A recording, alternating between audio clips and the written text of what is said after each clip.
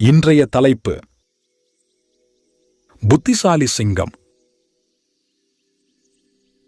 வெகு நாட்களுக்கு முன் காட்டில் தந்திர குணமுள்ள நரி ஒன்று இருந்தது. அந்த நரி எப்போதும் தன் புத்திசாலித்தனத்தால் கண்ணிமைக்கும் நொடியில் மற்ற விலங்குகளை பிடித்து தனக்கு தானே விருந்து வைத்துக் கொண்டிருந்தது. ஒரு நாள் நரி காட்டின் ராஜாவாகிய சிங்கத்திடம் சென்றது. சிங்கத்தின் அருகில் சென்று, "ஓ ராஜாவே, என் வாழ்க்கையில் உள்ள மீதி நாட்களையெல்லாம் உங்களுக்கு சேவை செய்தே வாழ நினைக்கிறேன். நீங்கள் வேட்டையாட வேண்டிய மிருகங்களை நானே காட்டித் தருவேன்" என்றது.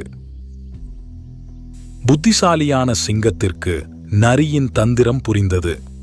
வேலை ஒன்றும் செய்யாமல் தான் பிடிக்கும் இரையின் மீதியை உண்டு வாழலாம் என்று நரி நினைப்பது சிங்கத்துக்கு புரிந்தது.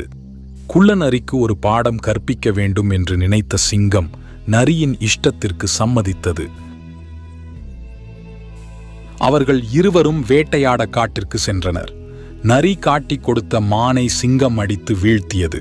சிங்கம் உணவை பங்கு வைக்கையில் 3 பங்காக பிரித்தது. அதைக் கண்ட நரி ஆச்சரியப்பட்டது. உடனே, "ஓ ராஜாவே, ஏன் நீங்கள் உணவை 3 பங்காக பிரித்துள்ளீர்?" என்று கேட்டது.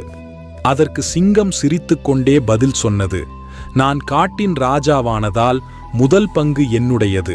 இந்த இரையை பிடித்ததும் நான் தான், அதனால் 2வது பங்கும் என்னுடையது." உடனே நரி 3வது பங்கு கிடைக்கும் என்று நினைத்தது.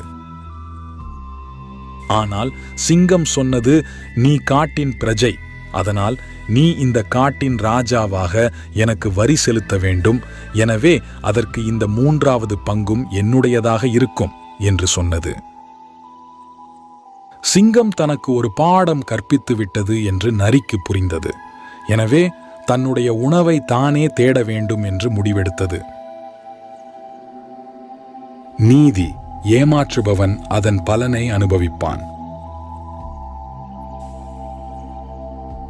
நன்றி.